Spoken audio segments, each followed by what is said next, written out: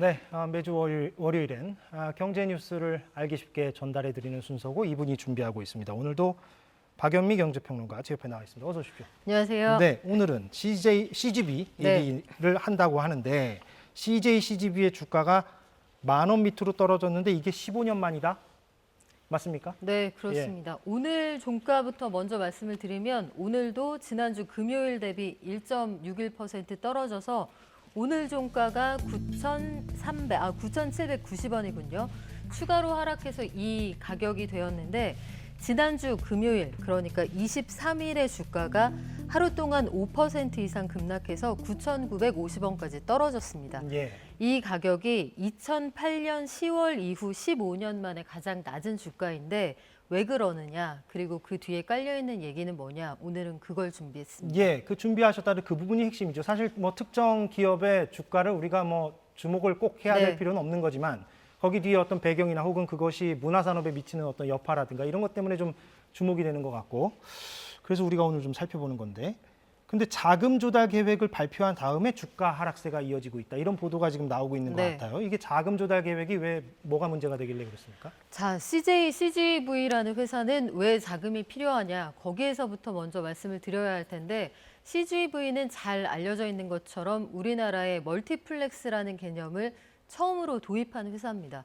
우리나라에 1998년 4월 4일에 강변 테크노마트의 멀티플렉스관을 처음으로 열어서 이른바 멀티플렉스 전성시대를 열었던 그 회사고요.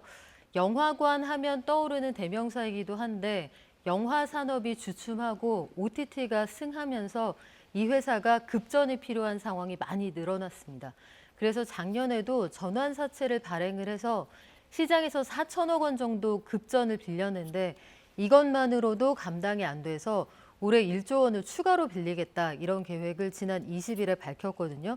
이걸 좀 구체적으로 말씀을 드리면 20일에 밝힌 그 자금 조달의 계획은 유상증자를 하겠다, 이런 내용이에요. 유상증자라는 게 말이 어렵지만 쉽게 말씀을 드리면 그 주식을 추가로 발행을 하고 돈 받고 신주를 추가로 발행하겠다, 이런 내용입니다. 근데 여기에 들어있는 내용이 5,700억 원 규모의 유상증자를 하고 일부는 지주사로부터 현물로 도움을 받겠다, 이런 내용인데 이 유상증자 하겠다는 규모가 일단 현재 이 회사의 그 시가총액을 좀 넘어서고 그리고 현재 가지고 있는 주식의 총 발행수보다 1.5배 정도 많습니다. 그러니까 기존의 주주들 입장에서는 우리가 가지고 있는 주식에 물타기를 하는 거 아니냐. 내가 가지고 있는 주가가 그냥 그 지분 가치가 앉은 자리에서 떨어지는 거니까 그래서 증시에서 이 회사가 가지고 있는 지분의 가치가 뚝뚝 떨어지고 있는 거거든요. 그래서 CGV가 가지고 있는 주가가 떨어지고 있고 회사가 자금 사정이 좋지 않구나, 이런 것들을 의심받는 그런 상황이 되어 있습니다. 예. 유상증자가 왜 그렇게 되는지는 알겠습니다. 이해가 되겠습니다. 네. 근데 자금 조달 계획을 냈다는 건 방금 좀 말씀하신 대로 회사가 어려우니까 지금 그렇게라도 하겠다는 거잖아요. 그렇죠. 이렇게 주가가 떨어지는 걸 어떻게 보면 예상을 했을 텐데 네.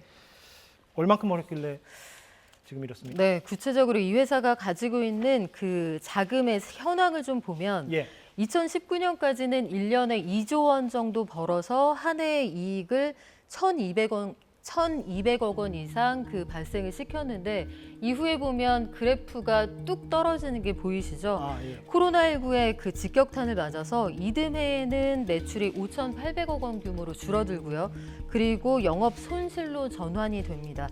손실이 4천억 원 가까이로 늘어나게 되고 21년, 22년이 되면 손실의 규모는 좀 줄어들기는 합니다만 여전히 흑자로 전환하지는 못하는 상황이거든요. 그리고 중간에 이 회사가 2016년에 투자했던 게 이 투자 실패를 통해서 적자가 좀 늘어난 게 있습니다. 해외 투자인데요. 튀르키예의 영화관을 가지고 있는 엔터 회사를 하나 인수를 하는데 아마도 그 튀르키예의 향후 성장성, 인구의 그 증가 이런 것들에 베팅을 했겠죠.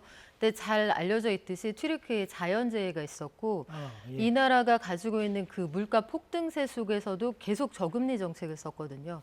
돈값이 폭락을 하게 되면서 여기에 투자한 것의 자산 가치가 그냥 급락을 하게 됩니다. 달러하고 비교를 했을 때요. 이런 것들이 복합적으로 작용을 하면서 CGV가 굉장히 자금 사정이 어려워졌고 결국은 다시 한번 시장에서 돈을 꿔야 하는 그런 상황이 됐고 CJ CGV 부채 비율이 한때 1,400% 위로 올라갔는데 올해 3월 기준으로도 900%가 넘는 상황입니다.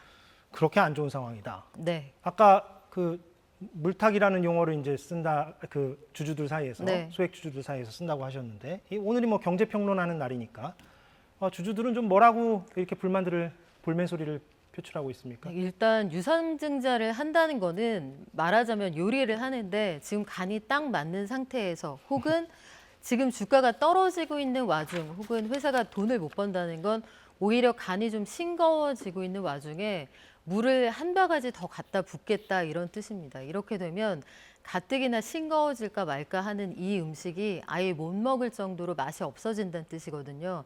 그러면 먼저 제값 내고 이 요리의 값을 치른 내 몫을 내놔라. 주주 입장에서는 충분히 그럴 수 있고 이렇게 되면 급전이 필요해서 돈을 계속 꿔야 하는 이 회사의 주가를 담보할 수 있느냐.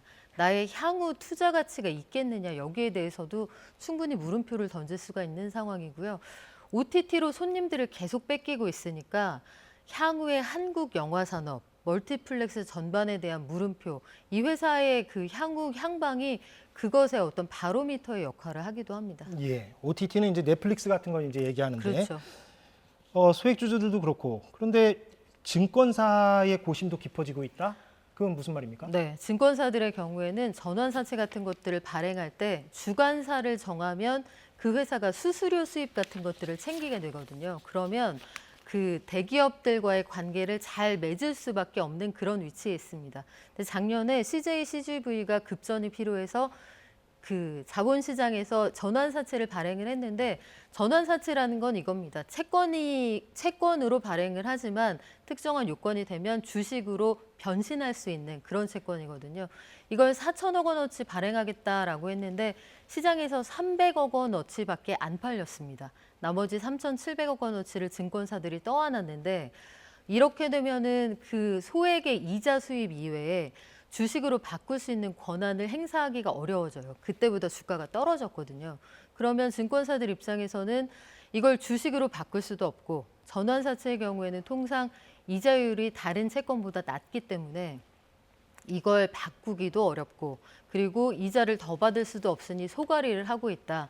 그런데 향후에 CJ CGV의 주가가 더 오를 가능성이 현재로서 유언해 보이니 이걸 어떻게 해야 하느냐, 그 소가리를 하고 있다 이런 이야기들이 나오는 겁니다. 그걸 떠안으면 그걸 어떻게 처분할 수가 없고 본인이 갖고 있어야 되나 보죠? 처분을 하려면 본인이 인수한 가격보다 더 싸게 할인해서 판매를 해야겠죠. 예. 그리고 여기서 이제 조건이 이게 아마 30년 만기로 되어 있던 걸로 기억을 하는데 그걸 30년 동안 가지고 있을 수는 없을 테고 누군가에게 매각을 하려면 덤핑을 해야 될 텐데 그럼 손해가 더 커지겠죠. 근데 아까 그 튀르키예 사업 얘기를 하셨는데, 네.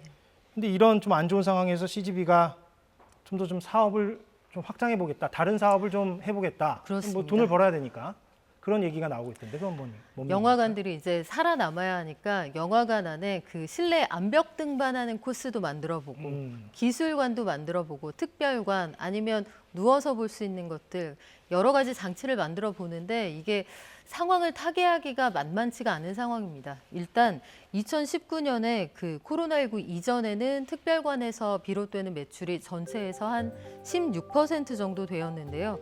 올해는 5월 기준으로 보면 전체 매출에서 차지하는 특별관의 기여도가 한 30% 정도 된다.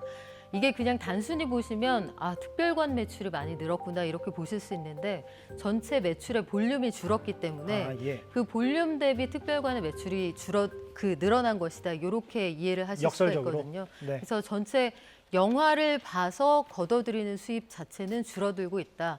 살려고 안간힘을 쓰는 와중이다. 이렇게 이해하시는 게 보다 정확합니다. 최근에도 관련 보도가 나오고 있는데 그래서 궁극적으로 가장 본질적인 지점을 우리가 얘기해 본다면 영화관 찾는 사람들이 지금 줄고 있기 때문에 이런 일들이 벌어지고 있다 이렇게 봐야 되는 거죠. 그렇습니다. 지금 OTT 가입자, 넷플릭스로 대표되는 OTT 가입자가 넷플릭스 전 세계 돈 내고 보는 사람이 2억 3천만 명이 넘어섰고요. 국내에서는 가장 큰 가입자 수를 자랑하는 티빙 500만 명이 넘어선 상황인데 이게 월 가입료가 광고 없이 볼 때 베이직한 요금이 월에 한 14,000원 전후거든요. 그러면 평일 낮에 극장에 갔을 때 한 사람 티켓 값이 14,000원 정도니까 똑같이 14,000원을 냈을 때 내가 14,000원 내면 극장은 나한테 뭐 해주지? 여기에 대한 반대급부를 명확하게 제시를 해야 된다는 거죠. 그러니까 관객들이 나의 기회비용을 충분히 만족시켜달라는 요구에 극장은 무엇을 해줄 수 있느냐, 여기에 대한 답변이 필요한 시점입니다. 참 해법이 잘 보이지 않는 고민이긴 한데 네. 이런 상황에서 OTT들은 매우 공격적인 어떤 사업과 마케팅을 펼치고 있다고요? 그렇죠. 넷플릭스의 경우에는 우리나라에 앞으로 5년 동안 3조 원 이상을 공격적으로 투자하겠다. 오징어 게임의 경우에는 오징어 게임 원 대비 4배 이상의 제작비를 지금 아낌없이 쏘겠다, 이런 입장을 회장이 한국에 와서 밝힌 상황이거든요. 그러면 그들과 경쟁했을 때 영화관만이 줄 수 있는 가치가 뭐냐? 관객들에게 그걸 명확하게 제시하지 않으면 아마 영화관에서 영화를 보던 시절이 있었다로 기억하게 될지도 모르겠습니다. 예. 문화 측면에선 그렇고, 예, 마지막으로 뭐 어려운 질문인데요. 네. 사실 제가 맨날 마지막에는 항상 어려운 질문을 제가 네. 박윤미 경제평론가한테 드리는 것 같은데, 경제평론이니까 그럼 이런 CJ, CGV의 이런 위기, 이것이 향후 어떤 뭐 파장을 가져올 것이냐? 경제적 측면에서 문화산업이나 어떻게 좀 얘기해 볼 수 있을까요? 사실은 우리나라 영화관의 위기는 한국 영화의 위기하고도 맞닿아 있습니다. 우리가 사실 막국수 한 그릇을 먹어도 맛있으면 2시간 운전해서 가거든요. 그러면 14,000원에 상응하는 가치를 어떻게 충족시킬 것이냐. 넷플릭스는 많은 걸 신작으로 가지고 있다라고 했을 때 우리는 많은 건 없지만 굉장히 좋은 걸 깊이 있게 가지고 있다. 공략하는 방식이 좀 달라져야 할 것 같고요. 극장이 그동안 너무 비싸게 받은 건 아닌지, 뭐 팝콘, 콜라 뭐 이런 것들에 대한 논란도 항상 있었고, 그게 굳이 공정위까지 나서고 나서야 외부 음식 반입이 가능해진 그런 과정들도 있었잖아요. 그러니까 멀티플렉스가 그동안 가지고 있었던 폭리에 대한 소비자들의 질문, 이런 것들에 대해도 답할 필요가 있겠죠. 알겠습니다. 예, 좀 어려운 부분이 많네요. 네. 예, 한국 영화도 위기라고 볼 수도 있겠고. 예, 알겠습니다. 박연미 경제평론가였습니다. 고맙습니다. 네, 사사건건 오늘 여기까지 하겠습니다. 내일 오후 4시에 돌아오겠습니다. 고맙습니다.